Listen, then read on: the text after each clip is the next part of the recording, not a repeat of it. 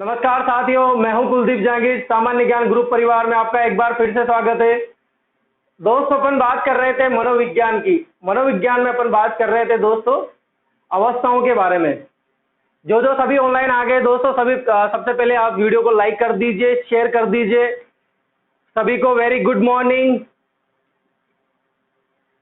आ गए सब दोस्तों ऑनलाइन? आप शेयर कर दिया करो पहले, सबसे पहले अपने शेयर ग्रुप में, व्हाट्सएप ग्रुप में, फेसबुक में। ठीक है दोस्तों, ज्यादा से ज्यादा लोग जुड़ने की कोशिश क्या करो। ज्यादा से ज्यादा शायद इसमें मैंने ऐसा देखा कि बीएसटीसी वाले स्टूडेंट ज्यादा है इसमें। तो बीएसटीसी वाले तो बहुत से स्टूडेंट रहते हैं दोस्तों, आपके ग्रुप में बने होंगे। आपने तो बना रखा होगा ना रीट ग्रुप, ऐसे ग्रुप बना रखे होंगे। नहीं बना रखे क्या? बना रखे होंगे आपने ऐसे भी ग्रुप। चलो, अपन बात कर रहे थे दोस्तों अवस्थाओं के बारे में, यानी कि मनोविज्ञान की अवस्थाओं की अपन बात कर रहे थे। और पिछली क्लास में दोस्तों अपने अवस्था है ऑलमोस्ट शेष अवस्था की अपन बात कर रहे थे, जो कि खत्म हो गई थी। ठीक है दोस्तों, देखो शेष अवस्था में मैंने आपको कितना पढ़ाया, आपको विकास के बारे में बता रहे थे कि कितना किस किस चीज का विकास होता है। मानसिक विकास के बारे में मैंने बात की, वहां पर संवेगात्मक विकास की बात की, सामाजिक विकास के बारे में बात की दोस्तों। इसके बाद नैतिक विकास के बारे में बात करी, मानसिक विकास के बारे में और संज्ञानात्मक विकास के बारे में। इन जितने भी प्रकार के विकास थे, इनमें शेष अवस्था में गति कैसी रहती है, तीव्र रहती है या मंद रहती है, किन किन चीजों का विकास होता है, ये सब सारी चीजें अपन ने बात कर ली थी। ऐसे ही बाल्यावस्था में दोस्तों जो है अपन पढ़ने वाले हैं। शेष अवस्था में दोस्तों एक चीज आराम से सुनना, उसमें मैंने एक चीज बताया नहीं था आपको, उसमें सुनना दोस्तों। हर चीज में एक विशेषताएं आएगी। शेष अवस्था की अलग विशेषता है, तो बाल्यावस्था की अलग विशेषता है, और किशोर अवस्था की भी अलग विशेषता है। तो आपको अलग अलग विशेषताओं पे ध्यान देना है कि किस विशेषता में बालक किस प्रकार की क्रिया प्रतिक्रियाएं करने लग जाता है। ठीक है दोस्तों, अब शेष अवस्था में दोस्तों बात यह है कि कैसी शिक्षा होनी चाहिए। बहुत बार सी टेट में, आर टेट में या रीट में ऐसा कोई क्वेश्चन नहीं आता कि शेष अवस्था में किस प्रकार की शिक्षा रहनी चाहिए, किस प्रकार की शिक्षा देनी चाहिए। तो दोस्तों शेष अवस्था में आपको बताया था मैंने कि किसी प्रकार का विद्यालय का आरंभ नहीं होता। जब शिशु का जन्म होता है वो 3 या 4 वर्ष तक दोस्तों वो है जो है शिक्षा ग्रहण नहीं करता, अनौपचारिक शिक्षा ही चलती रहती है।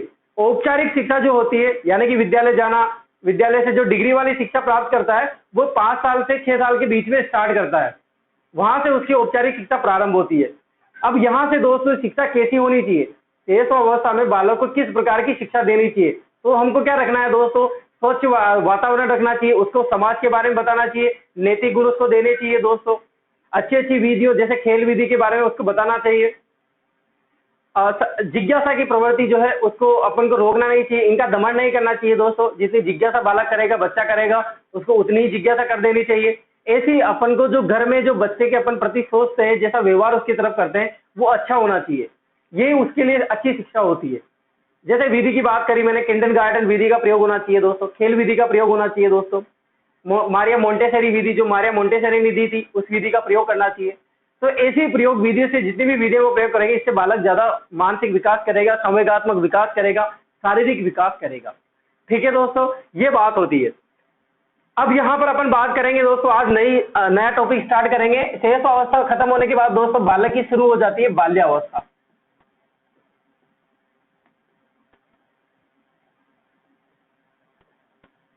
कौन सी अवस्था शुरू हो जाती है दोस्तों? बाल्यावस्था की। शेष अवस्था के बाद पहले आती है गर्भावस्था, फिर आती है शेष अवस्था, और उसके बाद आती है दोस्तों बाल्यावस्था, और इसके बाद आएगी किशोर अवस्था, और फिर आएगी दोस्तों प्रौढ़ावस्था, जो बालक की 19 उम्र के बाद, 19 साल की उम्र के बाद शुरू हो जाती है। ठीक है दोस्तों, यहाँ पर बाल्यावस्था की बात करते हैं। देखो बाल्यावस्था में आज जो बात करने वाले हैं उसके बारे में देखना क्या क्या बात करने वाले हैं। विशेषताओं के बारे में बात करेंगे, उपनाम के बारे में बात करेंगे, और अन्य भी चीजें हैं इसके बारे में बात करेंगे। देखो बाल्यावस्था, इसकी उम्र सीमा की बात करें दोस्तों, उम्र सीमा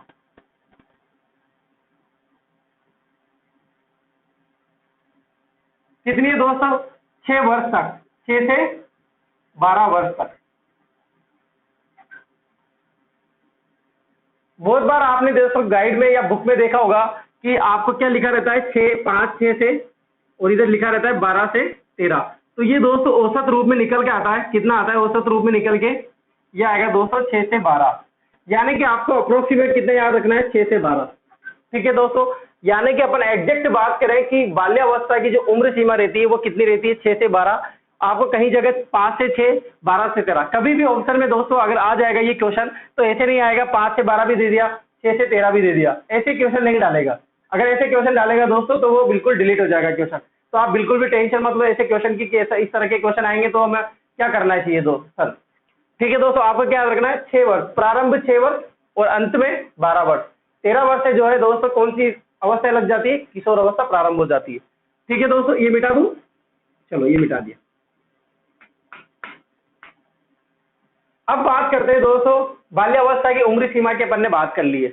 अब उम्र सीमा से बढ़कर अपन चलते हैं दोस्तों किस पर, उपनाम पर, बाल्यावस्था के उपनाम।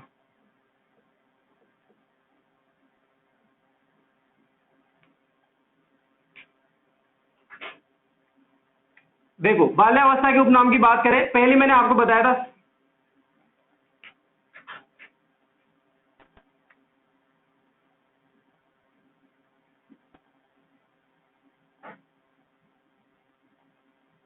मैंने यहां पर लिखा है दोस्तों स्वर्णकाल। क्या लिखा है दोस्तों, स्वर्णकाल। ये मैंने बताया था दोस्तों शेष अवस्था को।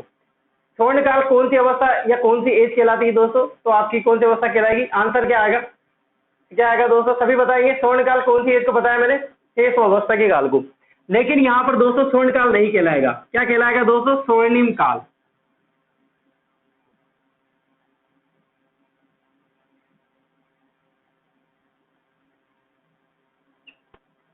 जीवन का अगर स्वर्णिम काल कहलाता है, अगर आपका क्वेश्चन ये इस तरह से आ जाता है कि जीवन का स्वर्णिम काल कहलाता है, तो आपका आंसर क्या होगा दोस्तों, बाल्यावस्था। जीवन का स्वर्ण काल कहलाता है तो आपका आंसर क्या होना चाहिए दोस्तों, शेष अवस्था। दोनों चीजें आपको ध्यान रखनी है, स्वर्ण काल भी और स्वर्णिम काल भी, गोल्ड एज भी और गोल्डन एज भी। ठीक है दोस्तों, ये दोनों चीजें आपको याद रखनी है। स्वर्ण काल क्या कहलाएगा, शेष अवस्था, जबकि स्वर्णिम काल कौन सा कहलाएगा, बाल्यावस्था। ठीक है दोस्तों, इसके बाद बात करें उपनाम में और, तो ये क्या कहलाता है दोस्तों, जीवन का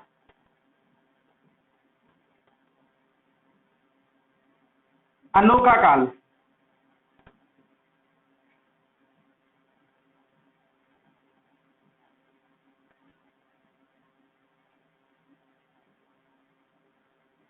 क्या लिखा दोस्तों मैंने, जीवन का अनोखा काल।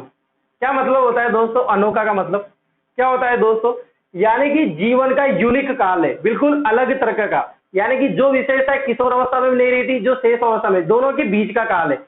देखो अलग प्रकार, यानी कि अनोखे काल का मतलब है दोस्तों इस उम्र में बच्चे को समझना कठिन हो जाता है।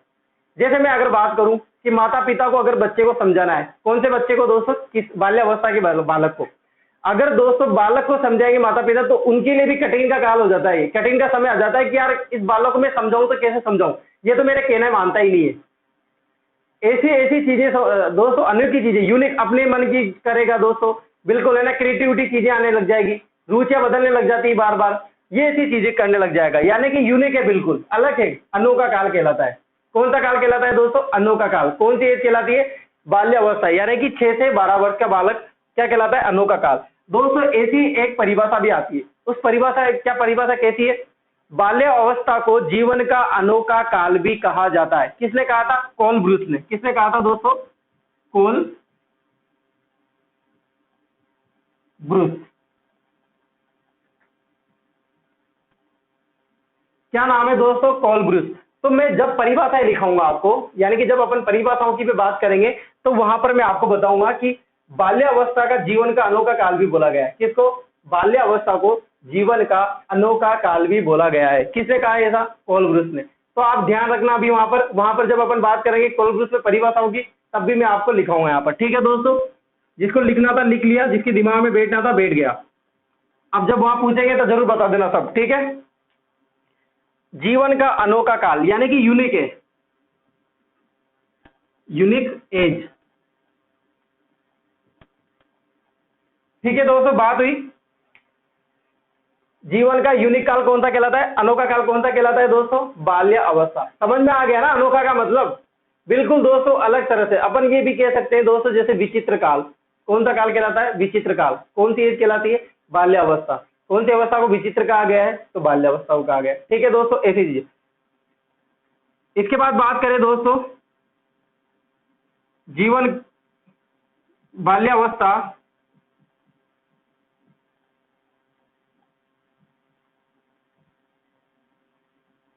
जीवन का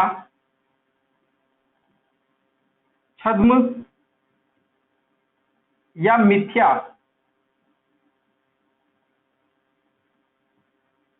परिपक्वता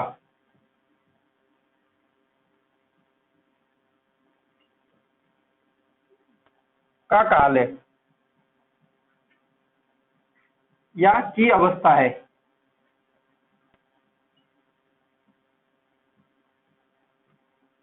यहां पर ध्यान देना दोस्तों, मैंने लिखा है यहां पर कि बाल्य अवस्था जीवन का छद्म, या तो छद्म बोल सकते हैं, उसका एक अलग रूप है दोस्तों मिथ्या।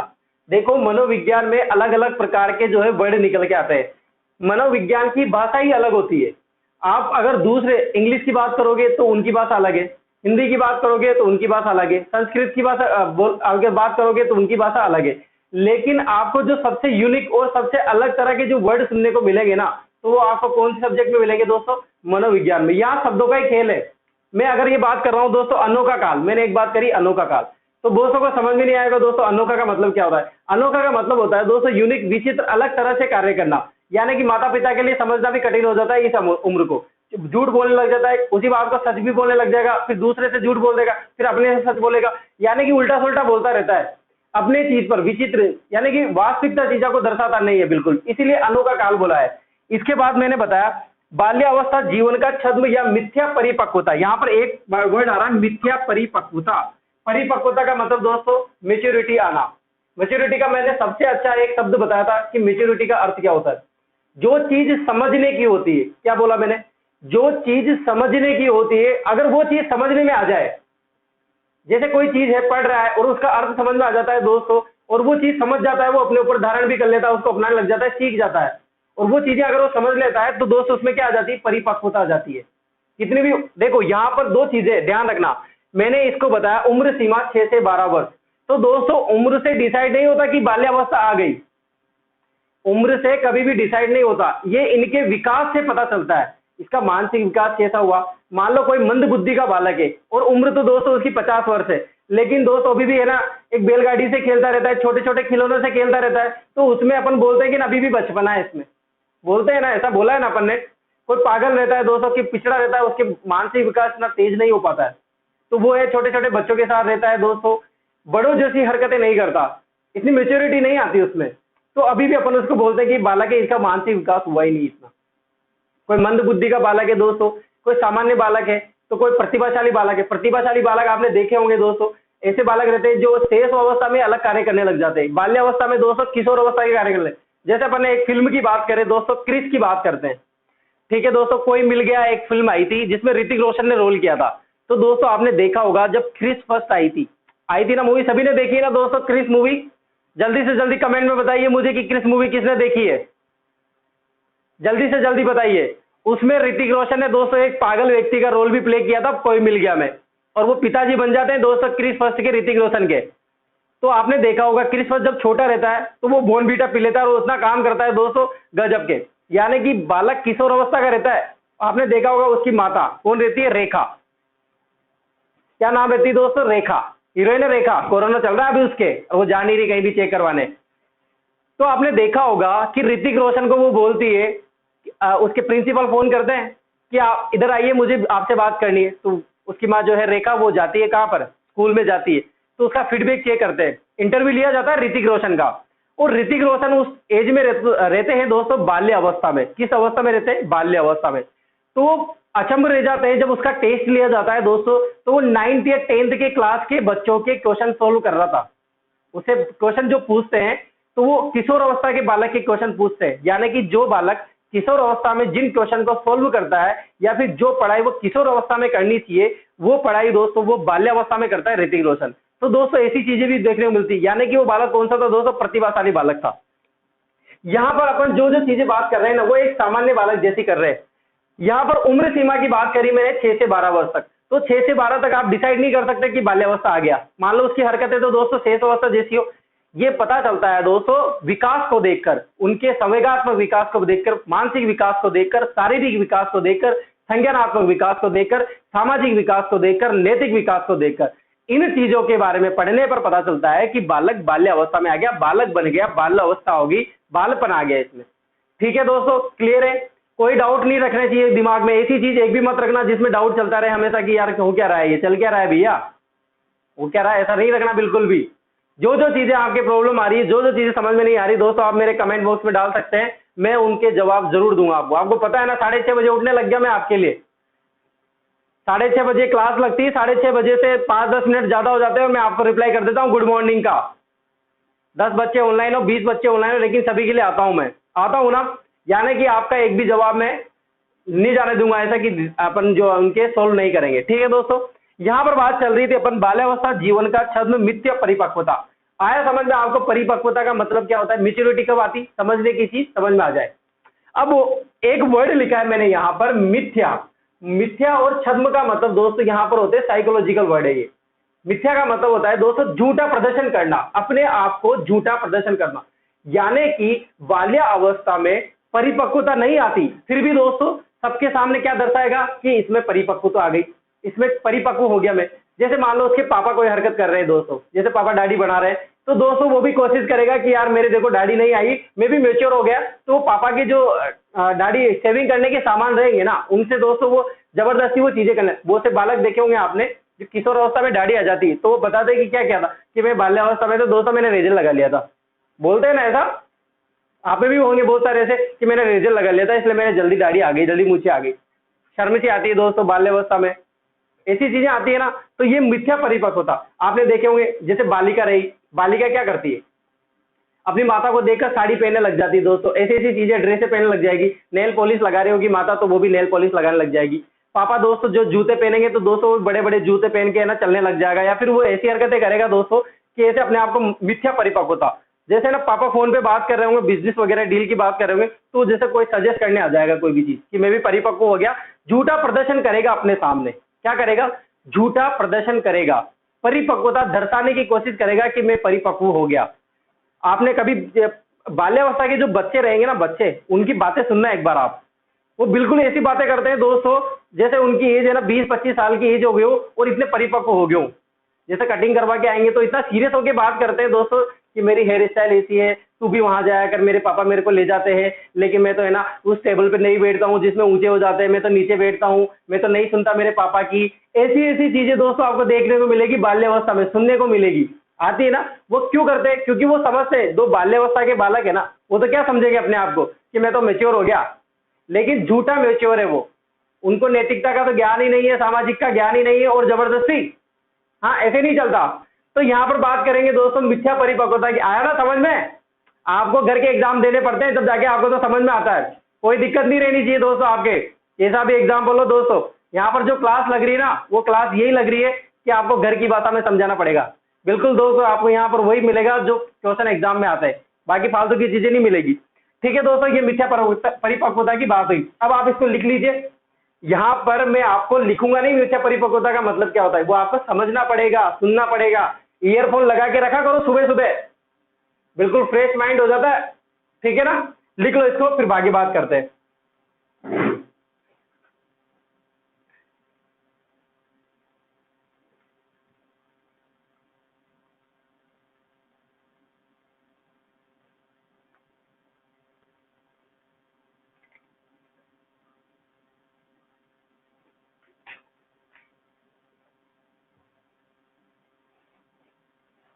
मिटा दो दोस्तों, हेलो मिटा दिया।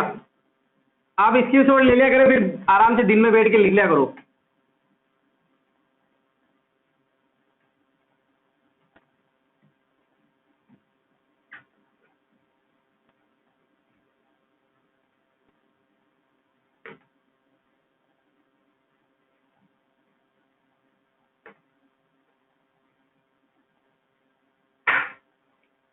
और बात करें दोस्तों अपने इनके उपनाम की बात कर रहे हैं अपन यहां पर। इस बाल्यावस्था को दोस्तों बोला जाता है बचपन, बालपन। एक और वर्ड आता है दोस्तों बालकपन। देखो यहां पर मैंने 3 वर्ड लिखे हैं दोस्तों, बचपन, बालपन, बालकपन, तीनों एक ही चीज है दोस्तों। किस अवस्था को बोला जाता है, बाल्यावस्था को। एक गाना आता है दोस्तों, आपको पता हो तो, बचपन कहाँ गया रे, ऐसा सॉन्ग सुना है आपने। अगर मैं आपसे पूछूं ना कि अगर भगवान आपको दोस्तों, अगर आपकी उम्र 50 साल है और आपके सामने भगवान प्रकट हो जाते हैं, आपने तपस्या करी खूब, ठीक है, और आप भगवान प्रकट हो गए, भगवान से मांगना चाहते हो, भगवान आपको एक चीज बोलते हैं कि आप बताओ आपको किस अवस्था में जाना है, तो आप सभी दोस्तों कौन सी अवस्था में जाने की कोशिश करोगे? लगभग लगभग सभी का जवाब एक आएगा दोस्तों, बाल अवस्था में, यानी कि बाल्य अवस्था में सभी जाने पसंद करेंगे। आपने देखा हो मेरा बचपन ऐसा था, मैंने बचपन को खूब जिया, मेरे स्कूल के टाइम बचपन में इतना मजा आता था, सभी ऐसा ही बोलते हैं। शेष अवस्था में भी दोस्तों, क्योंकि शेष अवस्था में तो कुछ याद रहता ही नहीं है, कुछ पता ही नहीं। आपका शेष अवस्था पता है आपको कैसा रहा था? नहीं पता। लेकिन बालपन बचपन की दोस्तों कुछ हरकतें ऐसी है, कुछ खेल ऐसे हैं जो आपको अभी भी पता है, कुछ चीजें ऐसी है जो अभी भी पता है। बच्चों के साथ वो शरारती करना, झूठ बोल के बाहर जाना, ये सब चीजें आपको अभी भी पता है। अपनी गैंग बनाना, ये सब चीजें अभी भी आपको पता है। तो आप सबसे ज्यादा किसको जीना पसंद करोगे दोस्तों? बचपन को, बालपन को, बालकपन को। ठीक है दोस्तों, ये होता है। इसके बाद बात करें दोस्तों गंदी उम्र या फिर गंदी अवस्था। गंदी उम्र या गंदी अवस्था भी किसी को बोला जाता है दोस्तों? बाल्य अवस्था को। कैसे बोला जाता है? आपने देखा होगा कि इस अवस्था में बालक जो है सबसे ज्यादा गंदा रहता है, सबसे ज्यादा खेलने जाएगा दोस्तों। जैसे मान लो स्कूल, पहले स्कूल की बात कर लेते हैं। स्कूल जाएगा दोस्तों, तो वो जो एक ड्रेस रहेगी ना, वो एक ड्रेस को ऐसा कर लाएगा दोस्तों, ऐसा गंदा हो जाता है, इतना गंदा हो जाता है कि मम्मी पूछती है आज क्या किया था, ऐसा आज क्या किया था, ऐसा पेन वेन के निशान हो जाते हैं दोस्तों, ड्रेस पे गंदी हो जाती, पता नहीं कहाँ खेल के आता है ऐसा। आपने क्रिकेट, मोहल्ले में क्रिकेट, बच्चों को क्रिकेट, बालक को आपने क्रिकेट खेलते हुए देखा होगा, 50 बार नाली में जाती है, नाली में हाथ डाल के। बहुत से बच्चे तो नाली में ही चले जाते हैं, नाली में चले जाएंगे और वापस आ जाएंगे। बहुत ही गंदी उम्र है, पूरा गंदा होता रहता है दोस्तों। एक वर्क करेंगे पढ़ने का दोस्तों, पूरे हाथों को, पता नहीं पेन को यहाँ पे रखेंगे, जेब को काली कर देते हैं, ऐसी चीजें होती है ना। यानी कि अपन ऑलमोस्ट बात करें, सबसे गंदी अवस्था और सबसे गंदी जो उम्र होती है वो कौन सी होती है दोस्तों? बाल्य अवस्था। आगे समझ में कोई दिक्कत नहीं, ज्यादा समझाने की जरूरत नहीं है ना। गंदी अवस्था क्यों कहा जाता है, गंदी उम्र क्यों बोला जाता है, आपको सभी को पता है। ठीक है दोस्तों, उसके बाद बात करें चुस्ती की उम्र।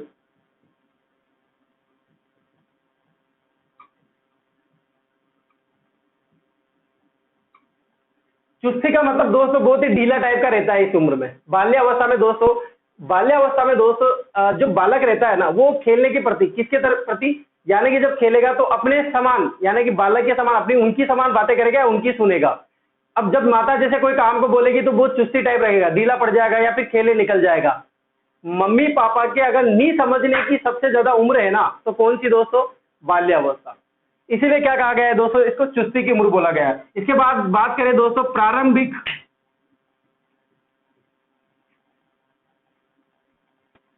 प्रारंभिक विद्यालय की अवस्था,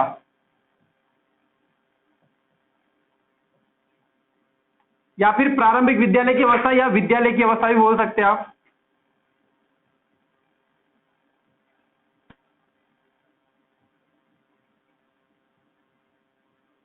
देखो यहां पर समझना, ध्यान से समझना दोस्तों, वेरी इंपॉर्टेंट चीज है ये विद्यालय की अवस्था।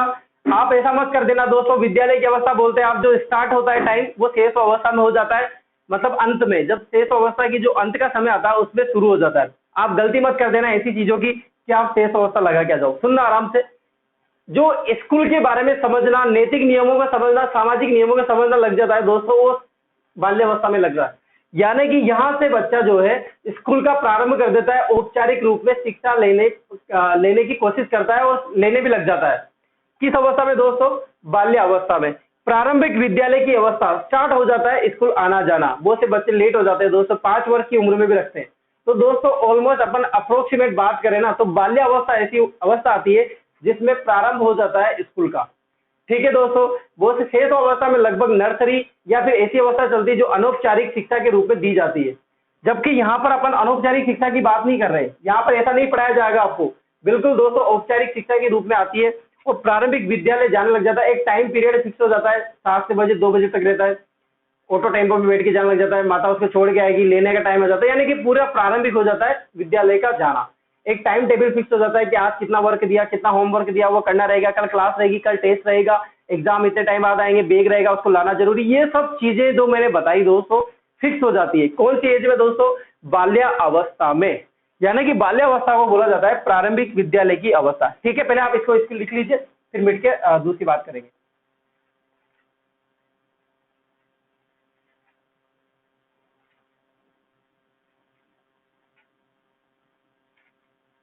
मिटा दो दोस्तों।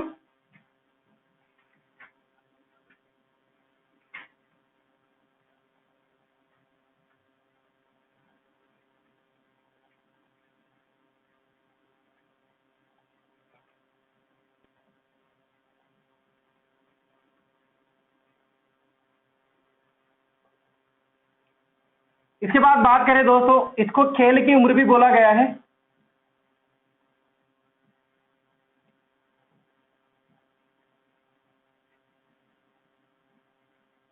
और दूसरी बात करें दोस्तों, शर्म एवं गर्व की उम्र किसको बोला गया है दोस्तों? देखो, पहली बात करते हैं अपन खेल की उम्र। दोस्तों मैंने बताया था आपको, शेष अवस्था में बच्चा खेलने लग जाता है, लेकिन किसके साथ? खिलौनों के साथ। इस बाल्यावस्था में भी दोस्तों खिलौने के साथ भी खेलता है, लेकिन यहाँ पर खेल की उम्र इसीलिए बोला गया है। देखो, एक मनोविज्ञान की अपन बात करेंगे परिभाषाओं में, अपने जीवन का यानी कि बाल्यावस्था का जो पूरी अवस्था रहती है, अपना पूरी अवस्था दोस्तों वो खेल में निकाल देता है। कौन सी अवस्था में दोस्तों? बाल्यावस्था में। आगे बात करेंगे दोस्तों। अभी बताओ दोस्तों, किसने कहा था जो कि बालक अपनी 10 वर्ष का जो है पूरा समय खेल में बर्बाद कर देता है या खेल में निकाल देता है? किस मनोवैज्ञानिक ने ये कहा था? आपके जवाब सुनने के बाद दोस्तों मैं आपको बताऊंगा किसने कहा था, जब अपन परिभाषाओं की बात करेंगे। तो यानी कि वो घर पे शेष अवस्था का बालक जो है एकांत में खेलना ज्यादा पसंद करता है, अपने खिलौने के साथ खेलना ज्यादा पसंद करता है, बाहर नहीं जाता है। जबकि बाल्यावस्था में क्या रहता है, बालक बाहर जाने खेलने लग जाता है, एक गैंग बना लेता है, एक दल बना लेता है और बाहर जाके एक यूनिटी के साथ खेलता है। एक टाइम हो जाता है दोस्तों, शाम के 4 बजे मम्मी भेज देगी उसको खेल के, और फिर मम्मी लेने जाएगी 6 बजे तक, और अपने आप घर भी आ जाता है, उसके दोस्त छोड़ने आते हैं। एक सुबह का संडे को रहता है तो पूरा दिन संडे को खेलता रहता है दोस्तों, सुबह का टाइम हो शाम का टाइम हो दिन भर सो जाएगा। इसीलिए तो बोला गया है चुस्ती की उम्र। शेष अवस्था में काम प्रवृत्ति ज्यादा रहती है, लेकिन ज्यादा दोस्तों काम प्रवृत्ति कम हो जाती है, स्थिर पड़ जाती है दोस्तों। किस अवस्था में? बाल्यावस्था में। आप बोलना बाल्यावस्था के बालक को देखना दोस्तों, आप जो बाल्यावस्था की 10 या 12 साल के बालक रहेंगे उसको कोई काम देना दोस्तों, बिल्कुल भी काम नहीं करेगा, वो बिल्कुल चुस्ती की उम्र रह जाती है, काम प्रवृत्ति बिल्कुल कम पाई जाती है। जबकि शेष अवस्था के बालक को 40 बार आप इधर के इधर घुमा दो, उसको बार बार आ जाएगा, फिर आ जाएगा, फिर चला जाएगा, फिर आ जाएगा, फिर चला जाएगा, फिर आ जाएगा, फिर चला जाएगा। जबकि दोस्तों खेल की उम्र क्यों बोला गया? क्योंकि ये दिन भर खेले, सुबह का टाइम हो खेलेगा, स्कूल जाएगा तब भी वहां पढ़ेगा, फिर खेलेगा, इंटरवल होगा। आपने देखा होगा जो बालक रहते हैं बाल्यावस्था के, उनके टिफिन खाता ही नहीं है दोस्तों, पूरा मम्मी चेक करती है कि टिफिन खाया कि नहीं है। ऑलमोस्ट 90% बच्चे के दोस्तों टिफिन वापिस आ जाते हैं, क्योंकि उनको खेलने में टाइम हो जाता है पूरा रेस्ट। देखा है ना, ऐसा हुआ है ना सबके साथ, इसीलिए खेल की उम्र बोला गया। सबसे ज्यादा खेलने की उम्र कौन सी है दोस्तों? बाल्यावस्था। 6 से 12 तक के जो बालक है वो खेलने पर ज्यादा ध्यान देता है। किशोर अवस्था में दोस्तों टेंशन आना शुरू हो जाती है। अभी टेंशन नहीं है बालक के, बिल्कुल भी टेंशन तो अभी मैं दूंगा आपको बिल्कुल, जब किशोर अवस्था पढ़ेंगे। यहाँ पर शर्म और गर्व की आयु, गर्व की उम्र, शर्म और गर्व दोनों महसूस करने लग जाता है दोस्तों कौन? बाल्यावस्था में। और सबसे ज्यादा गर्व महसूस करता है दोस्तों किशोर अवस्था में। किशोर अवस्था में तो बहुत ज्यादा गर्व आने लग जाता है, वो जो गर्व है उसको घमंड में बदल जाएगा किशोर अवस्था में। तो यहाँ पर शर्म और गर्व की उम्र किसे बोला गया है दोस्तों? किसे बोला गया है? बाल्यावस्था। और बात करें दोस्तों टोली, दल, समूह, गैंग की उम्र,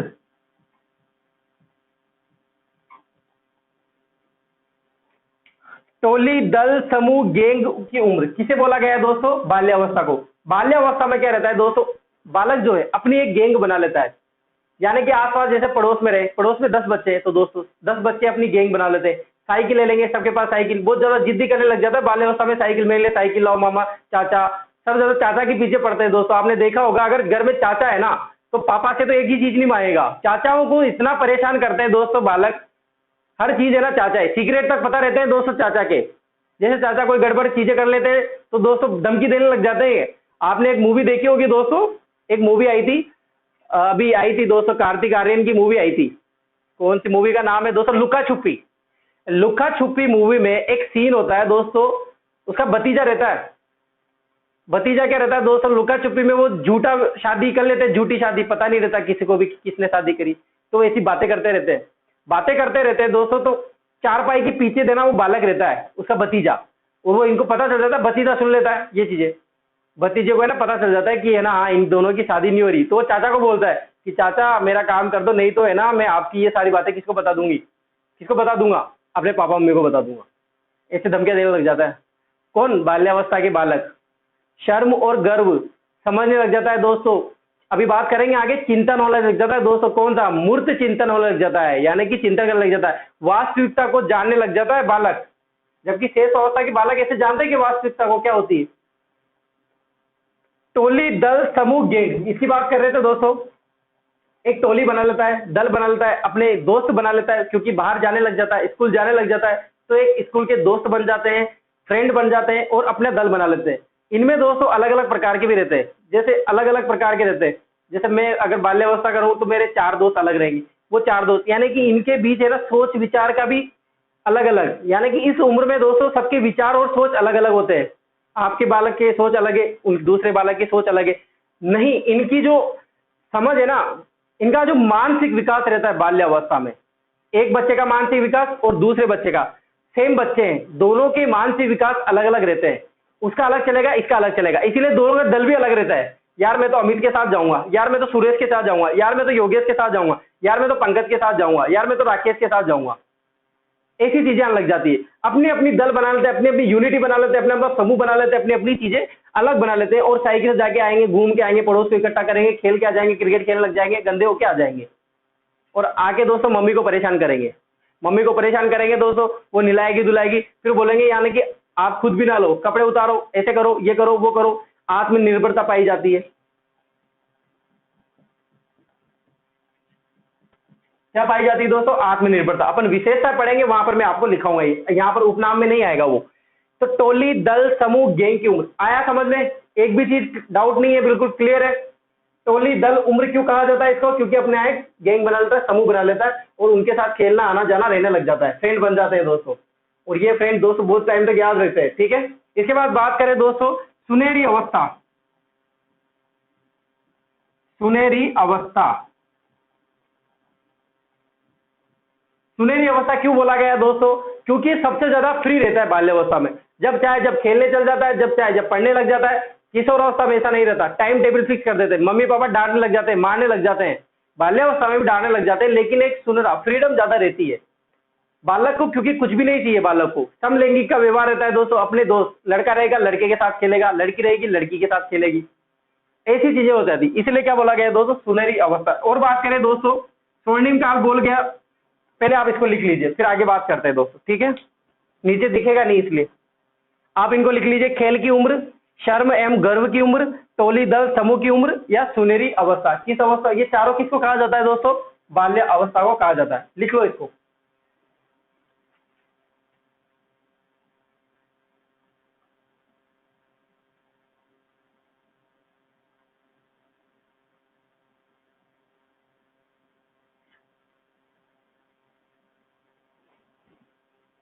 ठीक है दोस्तों, मिटा दूं।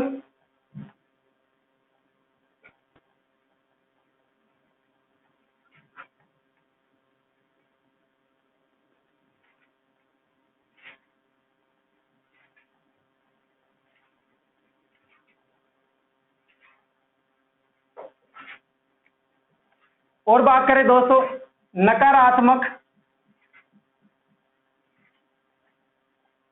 व्यवहार का काल। नकारात्मक व्यवहार का काल किसे कहा जाता है दोस्तों, किसे कहा जाता है, ये कहा जाता है दोस्तों बाल्य अवस्था को, यानी कि नकारात्मकता ज्यादा आती है इस काल में किसी के प्रति दोस्तों। जैसे आप बालक बालक रहेंगे, उस बालक की दोस्तों सामने बुराई करना दोस्तों, तो है ना नकारात्मक ज्यादा करेगा उसको, नहीं मुझे आता है ये ज्यादा, मुझसे पूछ, अपने आप को मिथ्या परिपक्वता बताना किसको बताएगा, बाल्यावस्था में नकारात्मकता ज्यादा आती है। मैंने बोला ना दोस्तों, इस उम्र में अपन विशेषताओं में बात करेंगे दोस्तों, यानी कि झूठ बोलना, चोरी करना, ये सब चीजें सीख जाता है। और इसका प्रभाव पड़ता है दोस्तों एनवायरमेंट से। क्यों प्रभाव पड़ता है, जैसे बालक मान लो पापा ने मम्मी को झूठ बोला, तो बालक सुनता रहता है, तो वो ये मानता है कि यार झूठ बोलने से मुझे कुछ फायदा हो रहा है, पापा को फायदा हो गया, तो दोस्तों बालक भी क्या करेगा, नेक्स्ट टाइम झूठ बोलेगा। अभी मैं आपको एग्जाम्पल भी दूंगा दोस्तों, मेरा खुद का एग्जाम्पल, जिससे आप पता चल जाएगा कि आप बाल्यावस्था में जो है चोरी करना और झूठ बोलना सीख जाता है। सीखना प्रारंभ हो जाता है दोस्तों, आगे तो फिर बढ़ता ही जाता है सीख चोरी, कोई दिक्कत है ही नहीं। ऐसा तो है ही नहीं दोस्तों 6 अवस्था का बालक जो है और 50 साल का उम्र का जो है चोरी नहीं करता। लेकिन प्रारंभ कहाँ से हो जाता है दोस्तों? बाल्य अवस्था से प्रारंभ हो जाता है झूठ बोलना, चोरी करना। यहाँ पर बात कर रहे हैं अपन नकारात्मकता व्यवहार का काल। नकारात्मकता आ जाती है किस उम्र में दोस्तों? जैसे अभी मान लो पसंद नहीं करता, 6 अवस्था का बालक, ऐसा तो है नहीं दोस्तों उसके लिए ये पराया, ये अच्छा है, ये पराया, वो डरता है, वो चीज अलग है। लेकिन यहाँ पर जानते हुए भी नकारात्मकता आना, तो ये गलत है। इसीलिए किस में आते हैं दोस्तों? बाल्यावस्था में। इसके बाद बात करें दोस्तों मूर्त चिंतन की अवस्था। मूर्त चिंतन की अवस्था,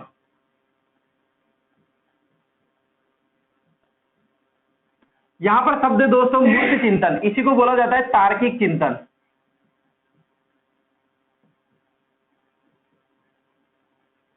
क्या बोला जाता है दोस्तों? तार्किक चिंतन। दोनों एक ही वर्ड है दोस्तों, सुनना आराम से, इसको समझना, कोई दिक्कत नहीं होनी चाहिए। मूर्त चिंतन, तार्किक चिंतन आए जाएगा दोस्तों, मनोविज्ञान में ये शब्द बार बार आया जाएगा, मूर्त चिंतन। और दोनों बार बार अधिगम में मूर्त चिंतन के बारे में अलग बताया गया है, बुद्धि में अलग बताया गया है, और यहाँ पर अलग बताया गया है। मैं आपको बताता हूँ दोस्तों बिल्कुल इसका रीजन क्या होता है और इसका फैक्टर क्या है, आपको क्या याद रखना है। मूर्त चिंतन या तार्किक चिंतन, अतार्किक चिंतन, वहां पर अगर नहीं बताया था तो सुन लेना। 13 अवस्था के जो बालक रहते हैं दोस्तों, उनमें पाया जाता है अतार्किक चिंतन, यानी कि उनका जो चिंतन रहेगा, सोच विचार जो चिंतन रहेगा, वो तर्क पर आधारित नहीं रहेगा। बिना ऐसे ही चिंतन करते रहते हैं, तर्क पर आधारित नहीं है। जैसे क्या, क्यों, कैसे, ये जिज्ञासा की क्वेश्चन भी करेंगे, लेकिन तर्क पर नहीं करेंगे। आप जैसे उनको बोला आपने, ये पंखा चल रहा है, क्यों चल रहा है, ये मंकी क्यों है, कैसा है, कहां से आया, ये चंदा है, मामा है, क्यों है, ये तारा क्यों चमकता है, वो कल भी वापस वही क्वेश्चन करेंगे, परसों भी वही करेंगे। यानी कि अपने पूरे शेष अवस्था में ऐसे ही क्वेश्चन करते जाते हैं। लेकिन बाल्यावस्था में ऐसा नहीं होता। बाल्यावस्था में क्या करेंगे दोस्तों? जो उनका चिंतन रहेगा वो तर्क पर आधारित रहेगा। जिज्ञासा की प्रवृत्ति सबसे ज्यादा होती है दोस्तों किसमें? सबसे ज्यादा बढ़ती है दोस्तों किसमें? शेष अवस्था में। और ये बढ़कर चली जाती है बाल्यावस्था में, और ज्यादा जाती है, लेकिन तर्क पर होती है। जैसे मान लो टीवी पर देख रहा है, टीवी पर आपने किसी हीरो को देखा और उस हीरो का नाम पता नहीं है दोस्तों, किसको? बाल्यावस्था के बालक को। तो वो पूछ लेगा, पापा से पूछ लेगा, रिलेटिव से पूछ लेगा, ये कौन है? तो बताएगा भाई शाहरुख खान है, सलमान खान है, रणबीर कपूर है। तो दोस्तों ये कल नहीं पूछेगा, वो तर्क पर पूछेगा। जैसे मान लो कोई भी चीज है ना, सुपरमैन ने कोई चीज पहनी और चीज उड़ा के चले गया, तो दोस्तों अगर उसको समझ में नहीं आ रहा तो वो अपने किसी से पूछ लेगा, पास में किसी से पूछ लेगा, मम्मी पापा से, किसी से भी, तो वो तर्क के ही क्वेश्चन पूछेगा। यानी कि तार्किक चिंतन करता है, क्रिएटिविटी। इसीलिए दोस्तों अभी मैं मनोवैज्ञानिक आएंगे, वहां पर भी बताऊंगा, यहां से तर्क चिंतन करने लग जाता है, यानी कि यहां से सृजनात्मकता के गुण उत्पन्न हो जाते हैं, क्रिएटिविटी माइंड का ज्यादा विकास हो जाता है, तर्क पर आधारित होगा दोस्तों। जैसे मान लो कोई पंखा खोला आपने, उसके पास कोई वर्कर आया दोस्तों, पंखे खोलने वाला, पंखा खोला, उसने रखा, तो एक दो चीजें फालतू निकल गई, तो वो भी देखता रहता है, तर्क करता रहता है, चिंतन करेगा दोस्तों, और वो जो खराब चीजें रहेगी ना उनको इकट्ठा कर लेगा, करेगा ना ऐसा। संग्रह करने की प्रवृत्ति किसमें पाई जाती है दोस्तों? बाल्यावस्था में। इकट्ठा कर लेगा दोस्तों, चिंतन करता रहेगा, मैं इसका क्या बनाऊं, कैसे बनूं, ऐसी जिज्ञासा आने लग जाएगी। मूर्त चिंतन करता रहता है दोस्तों, काम का ही चिंतन करता रहता है, फालतू चीजें नहीं पूछेगा। इस अवस्था में शुरू हो जाता है ये, और आगे किशोर अवस्था में और भी ज्यादा बढ़ जाता है दोस्तों। इसीलिए किशोर अवस्था में डीआरडीओ का फॉर्म भरा जाता है, और किशोर अवस्था में नौकरी लग जाता है डीआरडीओ की। कहां पे? नासा में। याद है क्या आपको? नहीं पता? अब याद रखना दोस्तों। किसमें दोस्तों? मूर्त चिंतन से बढ़कर किशोर अवस्था में और भी ज्यादा बढ़ जाता है, और शुरुआत हो जाती है दोस्तों मूर्त चिंतन की किसमें? किसमें बढ़ जाती है दोस्तों? तार्किक चिंतन किसमें होता है? बाल्यावस्था में। ठीक है दोस्तों, आया समझ में मूर्त चिंतन, तार्किक, यानी कि इनके जो चिंतन रहेंगे तर्क पर आधारित रहेंगे। मजा भी आएगा दोस्तों, मम्मी से कुछ पूछा, मजा आएगा बताने में कि हाँ ये बच्चे ने अच्छा क्वेश्चन पूछा है, मैं इसको बताऊंगा। 6 अवस्था में डांटा जा सकता है बालक को, लेकिन बालक रहता है, छोटा रहता है, डांटने पे रोने लग जाता है, इसलिए नहीं डांटा जाता। मम्मी है ना बार बार 50 बार एक चीज पूछता है, बताती रहती है, 100 बार पूछेगा, बताती रहती है, लेकिन कोई तर्क पर नहीं होते, वो जिनको समझता नहीं है, वास्तविकता का ज्ञान नहीं होता।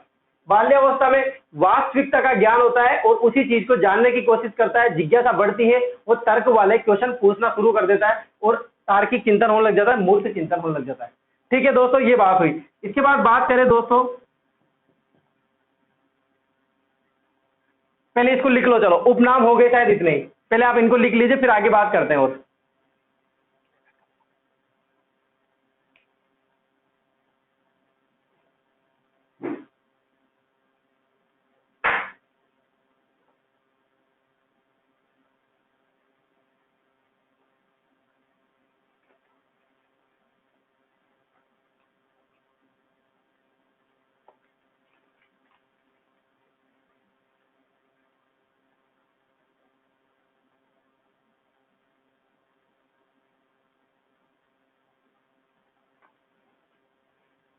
ठीक है दोस्तों, तो अभी देखने में पता चला है दोस्तों अभी क्लास ऑलमोस्ट सही हो गई है दोस्तों। इतना ही वीडियो काफी है आज के लिए, इतनी क्लास। ठीक है, देखो यहां पर मैंने बात करी है दोस्तों बाल्यावस्था के उपनाम के बारे में। अब जो नेक्स्ट क्लास में ज्यादा हो गया, मैंने सोचा था इसी क्लास में ना अपनी विशेषताएं भी पूरी हो जाएगी और इसके उपनाम भी पूरे हो जाएंगे, लेकिन दोस्तों आपको पता है कि मैं एग्जाम्पल ज्यादा देता हूं और थोड़ा ज्यादा बोलता हूं, इसीलिए कोई दिक्कत नहीं है, अपन ज्यादा क्लास बना लेंगे, कोई दिक्कत नहीं है। समझ में आना चाहिए बस आपको। एक ही 10 बार एग्जाम्पल, एक एक चीज के 10 बार एग्जाम्पल देंगे तो ज्यादा समझ में आएगा। नकारात्मक व्यवहार, मूर्त चिंतन, तार्किक चिंतन, ये हो गए दोस्तों अपने उपनाम। जितने भी मैंने उपनाम थे बता दिए दोस्तों। इनमें ही दोस्तों याद रखना, ये जो उपनाम बताए गए हैं इनमें ही दोस्तों इनके परिभाषाएं भी आएगी। कल मैं परिभाषाओं की बात करूंगा और परिभाषाओं में दोस्तों ये जो उपनाम है ये किसने कहा था, इनकी परिभाषा आएगी। मैं चाहता तो आज भी लिखा सकता था, लेकिन दोस्तों अलग से पढ़ेंगे तो जल्दी याद होगा। ठीक है दोस्तों, आज उपनाम की पूरी बात हो गई दोस्तों। कल से अपन विशेषताओं के बारे में पढ़ेंगे। जिसने वीडियो को लाइक नहीं किया है दोस्तों, पहले वीडियो को लाइक कर दीजिए, शेयर कर दीजिए, और सभी को मेरी तरफ से गुड मॉर्निंग। नेक्स्ट क्लास में मिलते हैं। ठीक है दोस्तों।